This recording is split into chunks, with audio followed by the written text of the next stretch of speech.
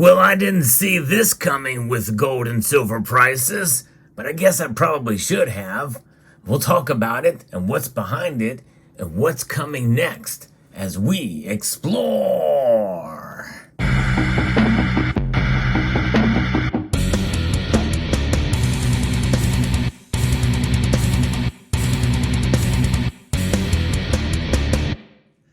Gold and silver indeed are up now, and not by a whole lot. Silver is kind of breaking out a little bit, finally outperforming gold, but it is not a massive increase, but it's about 1.75% up.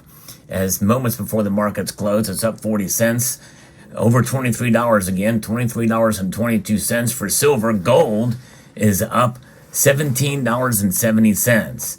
In fact, it did get as high as $2,061 earlier in the day, but it's sitting at $2,046 right now. Silver did climb up to about $23.60 earlier in the day.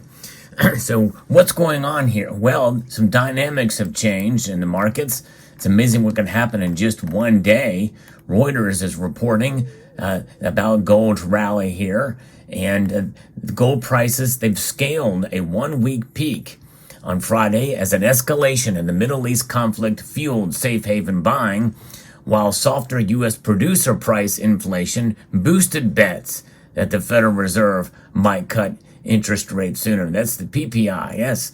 So even though the CPI is up, producer price index is having another effect. So now things have turned around. We'll get into that in a moment. And bullion was mostly flat for the week, but extended its run for both these metals, especially gold here. It's pretty amazing how resilient gold has been through this, but U.S. and Britain launched airstrikes across Yemen in retaliation against Houthi forces for attacks on Red Sea shipping that the Iran-backed fighters cast as a response to the war in Gaza. Iran condemned the attacks, warning that it will fuel insecurity and instability in the region. A rise in geopolitical risk is pushing gold prices up, and at the same time, U.S. central banks may be getting ready to start moderating its restrictive monetary policy, according to Bart Malik, head of commodity strategies at TD Securities. The U.S. Producer Price Index, PPI, data came in negative, which was also a significant catalyst for prices, Malik added. U.S. producer prices unexpectedly fell in December amid declining costs for goods such as diesel fuel and food, suggesting inflation would continue to subside, according to data. But however, on Thursday, it showed the U.S. consumer prices rose more than expected in December. Traders see an 80% probability of an interest rate cut in March, according to the CME Fed Watch tool, compared to with about 70% chance seen before the report. However, as of right now, I'm looking at that report, and it's now showing a split between those two numbers at 74.2%. Now think that. So I think they're taking this information and digesting it and realizing, you know what, this is not really as good a news as they thought it would be, that it was going to be heading there. So we'll see. But still, a majority do think that the Federal Reserve is going to cut then. But I don't know. I think still all options are still on the table. We'll see here. Now, considered a safe haven, gold tends to gain during times of uncertainty, as we know. We've talked about that. We've seen that happen time and time again. While lower interest rates also lift the appeal of a zero yield asset. So, yes, indeed. So, in fact, as I look here, we can see what's going on with the dollar. Well, the dollar is actually up. So that the dollar strength rising, and gold and silver are up. So that is usually does not happen. Usually when the dollar strength is low, that's when gold and silver rise. But that's not what's happening here now. So it's kind of intriguing to see how all of this is playing out. And the roles that gold is playing in on this, and silver, and the prices of them rising here. So it's quite intriguing indeed. Now, with this report, it's one of those things where the psychology of the markets is kind of ruling the day here. But I think that essentially what's going on here is that this is something that they're saying that, well, the best indicator for inflation is going to be the production cost, and they're down.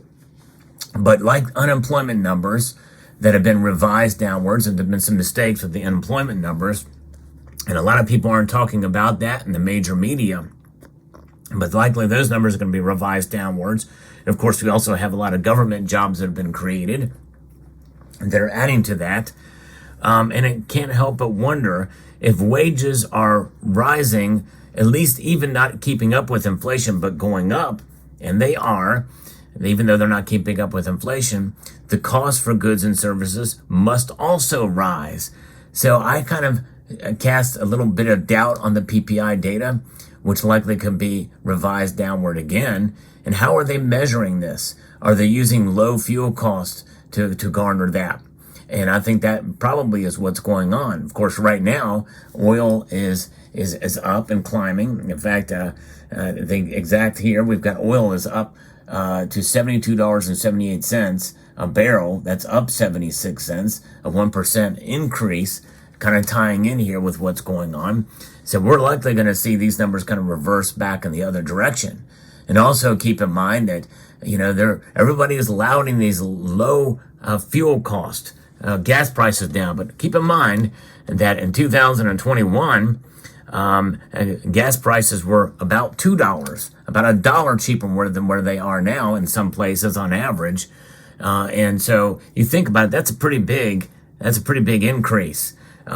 So even though the prices are down from their highs that we saw, $4 or $5 a gallon, again, I'm talking about kind of on average. Over the past year or two, the fuel costs are still up. And that means that probably the producer price index data is probably flawed. And, there are the chefs at the Cook the Books Club. And do not underestimate that as being a possibility that we're seeing here. Nonetheless, that data, I think, as it's being digested, I think is going to play a role here in what is going to be coming in March with what the Federal Reserve is going to do. The Federal Reserve is going to act based off what the real economic situation is like. And we do have uncertainty out there for sure.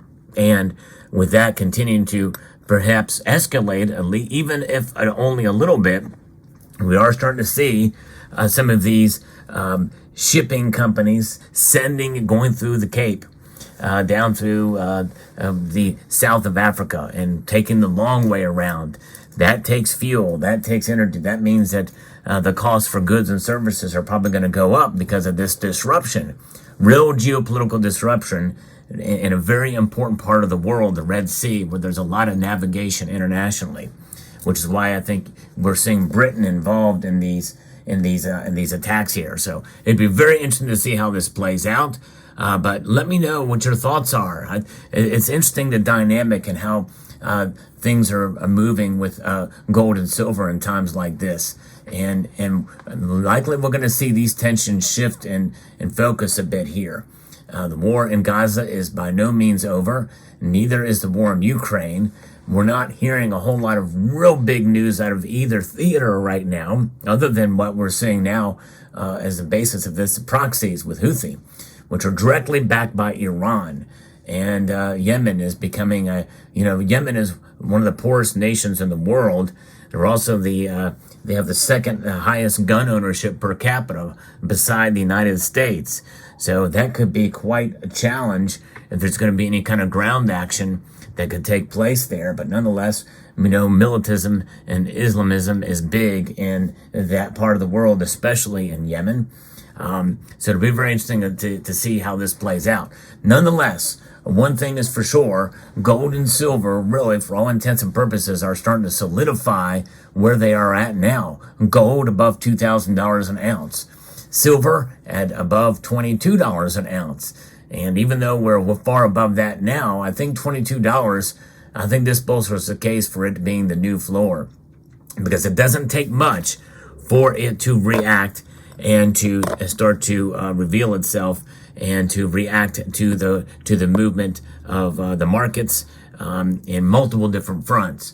So If you enjoy content like this, where I do try my best to bring you the latest news and analysis on the precious metal space, I hope you will subscribe to the channel and press that like button if you find value in the content that I'm providing you today.